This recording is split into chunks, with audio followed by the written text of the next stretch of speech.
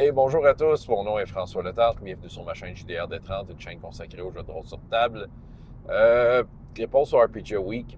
La question, c'est deux questions. Je pense que je peux faire ça en une vidéo parce qu'une vient avec l'autre dans mon cas.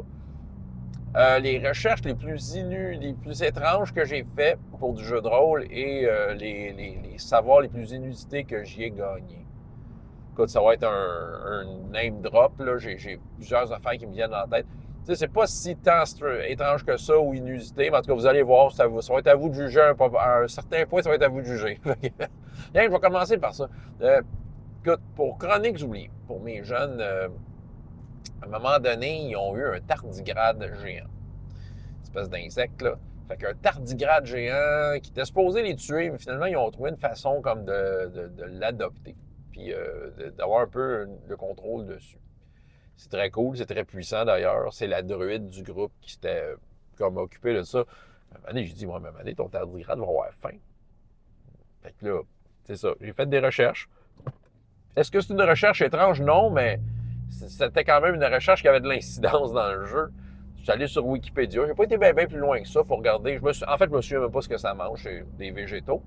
Mais ça a créé du jeu. Parce que là, j'ai dit, OK, ben là, si ton tardigrade ne mange pas, il va s'énerver, puis c'est un monstre dangereux. T'as beau l'avoir adopté, il peut te tuer.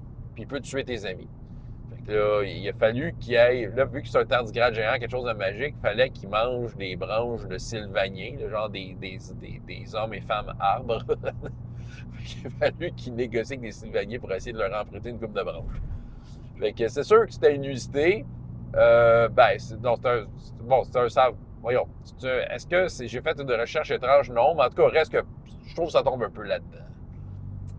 Euh, Recherche étrange, savoir inusité qui vont ensemble. Moi, je me souviens, là, puis réjouissez-vous, là, parce que les peu de fois, j'ai fait du Donjon 5. Non, je l'ai fait assez souvent pour avoir une opinion, mais en tout cas, parmi ces games-là, il y avait une scène dans une boulangerie. Mon fils était dans le game, puis là, il me disait, OK, je tape ces sacs de farine pour faire comme un genre de nuage de farine. J'ai dit, OK, je savais pas trop ce qui s'en allait avec son affaire. Il y a des ennemis, c'était pendant un combat, puis il a décidé de créer une flamme, puis il dit, je vais faire exploser la farine. Bon, j'ai coupé un peu son fun, parce que mon corps de MJ, c'était, non, ça se peut pas. Il disait, ouais, mais j'ai vu ça. Puis tu sais, il parlait, c'était pas un grand lecteur de manga, mais il y a une série de mangas qu'il a vraiment aimé qui s'appelle Black Butler, dans lequel, semblerait, il y a une scène où il y a de la farine qui explose. Fait que là, c'est comme, j'ai laissé ça de même, le combat c'est fini, tout ça. Puis, là, voilà. Puis je pense qu'en fait, un peu par hasard, je sais pas pourquoi, YouTube m'a suggéré une vidéo, je veux dire, des mois plus tard, dans lequel il faisait des expériences scientifiques de même, il faisait exploser de la farine. Puis là, je suis allé voir ça. Puis après ça, je suis allé lire un peu sur le sujet. Tout ça donnait raison à mon fils. C'est-à-dire, ça se peut de la farine qui explose. Donc, une situation où j'aurais dû dire oui, mais c'est ça, ça m'a amené un savoir de faire cette recherche-là et d'avoir acquis un savoir un peu inusité. Et oui, la farine, ça explose. Donc, ça peut servir comme arme. Vers quel autre jeu je peux aller? Ah ben, à un moment donné, j'avais fait du My Little Pony. J'ai acheté le jeu, je l'ai encore, je l'ai donné à mon fils, ça a l'air de plus l'intéresser que moi. Puis c'est ça, puis dans le fond, parce que le jeu, j'avais entendu des très bonnes critiques et j'étais très curieux. Puis tu sais, souvent, tant que tu n'as pas le livre dans les mains, tu peux pas vraiment savoir en quoi, à quoi ce jeu-là se tient. Puis j'étais quand même impressionné du produit et pour le peu que je connais des My Little Pony, souvent je regardais ça d'un œil un peu distrait quand mes enfants plus jeunes semblaient s'intéresser à cette série-là. Mais ça semblait quand même être fidèle à la licence. Sauf que là, j'étais pour être meneur de jeu. Donc, la recherche étrange, c'était de m'informer sur les pouliches. Mais en fait, étrange, pour moi, parce que ça me sort de ma zone de confort. Ça sort de mon champ de compétences. Donc, il a fallu que je m'intéresse réellement aux pouliches, puis à l'univers de My Little Pony, pour regarder un peu, pogner un peu le rythme de cette affaire-là. Puis là, une fois que j'ai pogné le rythme, j'ai pu faire une partie. C'était bien correct, c'était bien plaisant, mais je pense pas y rejouer, parce que justement, c'est trop hors de ma zone de confort. Je pense pas avoir pogné la piqûre pour jouer ce jeu-là, qui est quand même très bien, puis je pense qu'il fait très bien la job, si tu as envie de jouer ça. Ben, c'est ça. C'est que ça, c'est pas un savoir inusité. Ça a été des recherches pour moi étranges parce que, bon, tu sais, je m'intéresse pas tant que ça au poulet. Je suis bon. À part de ça, ben, des savoirs inusités, mettons, recherche pas tant étrange, mais des savoirs inusités. Pour un jeu de rôle que j'ai eu, j'ai décidé de finalement, je le ferai pas, mais quand même, moi, je trouve que ça m'a beaucoup amené à ma culture personnelle. Un jeu de rôle qui s'appelait Pack Horse Library. J'en parlais quand même assez souvent quand je l'avais dans ma collection. Ben, j'avais la ferme intention de l'essayer. J'étais curieux. Encore une fois, c'est une question de curiosité, de satisfaire ma curiosité. Comment un jeu de rôle comme ça peut fonctionner? C'est surtout ça. Sans être sceptique, je voulais quand même voir comment ça roulait. J'aurai jamais la chance de le faire parce que j'ai décidé de le tasser pour des raisons. Là, si je parle du jeu en tant que tel, il y a des raisons qui font que j'ai débarqué Pack Horse Library. C'est que je pense, pour que ça marche ce jeu-là, ça demande un certain minimum d'investissement de la part des joueurs. Du meneur de jeu, ça prend. Il y a plusieurs affaires. T'sais, la mécanique de jeu, ben, c'est ça. C'est un PBTA un peu dilué. C'est ça. Il y avait des affaires qui faisaient que, ouais, je ne sais pas à quel point, finalement, je serais capable d'aller tirer le meilleur de ça. J'aurais souhaité que le jeu comme, propose plus d'affaires pour comme un one-shot convaincant. C'était plus dans ce sens-là que j'aurais voulu l'utiliser que dire, OK, il faut qu'on joue plusieurs séances pour essayer de retirer l'essentiel du jeu. Cela dit, j'avais la ferme intention de le faire parce que le sujet m'intéressait. Pour moi, c'était inusité. Dans le fond, je travaille en bibliothèque, je suis déjà un peu dans ce mood-là de dire, OK, je travaille dans un service public qui est là pour aider les gens, puis les aider dans leur littératie. Puis je me suis dit, oh, ces braves femmes-là, des années 30 aux États-Unis, dans certains, au Kentucky et autres États qui allaient dans des régions lointaines sur leur cheval, comme à passer des journées, à risquer leur vie à limite avec des livres dans leur sacoche pour faire la job que je fais. Puis, oui, moi, j'étais complètement fasciné. Fait que c'est sûr qu'en prévision de je veux jouer ce jeu-là, j'en ai fait des recherches. Ah oui, puis j'ai lu, parce que c'est ça, le sujet me fascinait.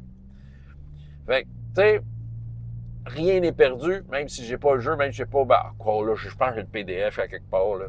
Mais, tu sais, en tant que tel, même si j'ai pas l'intention d'y jouer au jeu, j'ai appris des choses. C'est ça, avec des savoirs inusités.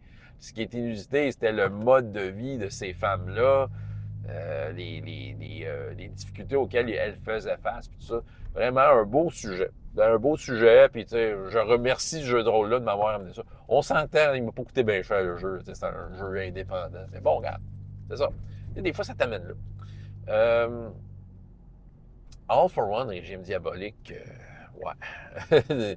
Ah, bon, encore là, savoir inusité, toute la légende du Wendigo, j'avais fait des recherches là-dessus. La première fois que j'ai été meneur de jeu à ça, je voulais introduire un Wendigo qui s'est infiltré dans un bateau qui revenait du Nouveau Monde, puis qui a réussi à se faufiler dans Paris, dans un couvent, pour essayer de faire sa job, se cacher, puis se renforcer pour